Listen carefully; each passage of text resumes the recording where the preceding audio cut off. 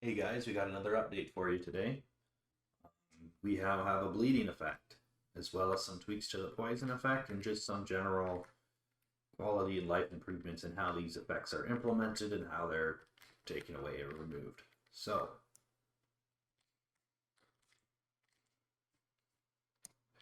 as per before, we have our bleed effect here, and then that does certain damage. I just hit a hotkey to cure it. I have a cure hotkey and a flick poison hotkey. This is for debugging purposes to make sure that when we call these events, that they work properly. So this is how we test them out. Okay, so that's our poison effect. Now we have a bleed effect, which is kind of fun. If you notice, we have a separate window opened up. This window is the proper 16:9 proportion that most screens are, and it's designed to be more accurate to what you would see on a screen in a game when this thing is launching as an application rather than testing a viewport. The reason I felt compelled to test it in this window is because the artwork that I created for this bleed effect was distorting due to the improper proportions of the screen. So with this, we have a little bit better proportions. We can, it scales properly and it looks a lot better. So I'll show you the bleeding effect. Like any other bleeding effect, it is damage per second. And as you can see, the health bar is depleting pretty quickly. Something you should be alarmed about. And you got a little blood drip effect that's kind of fun.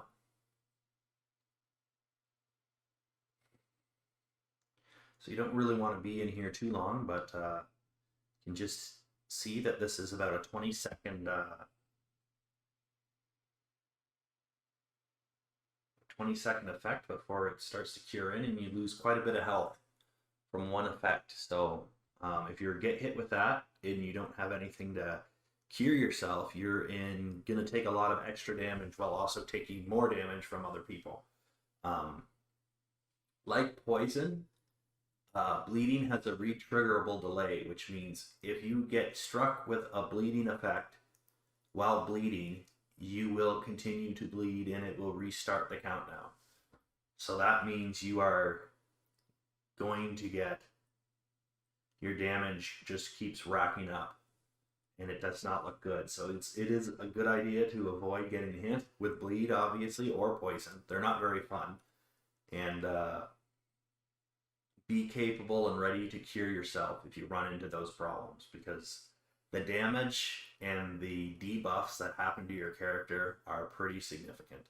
Another cool thing that you can do is you can be bleeding and poisoned at the same time, because why wouldn't you be? Just because you're poisoned doesn't mean you can't bleed, and vice versa. So you can just hit 3 here, and you can see the poison effect kick in, and then you can start adding the bleed effect.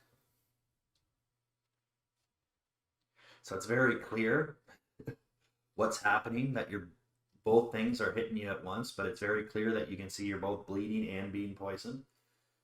So this is really helpful and handy. And yeah, that is pretty much all I have to share for you today. But follow me on Minds if you want some more less formal updates, and some art related stuff always pops up. So feel free to check me out there, and thanks for watching the video.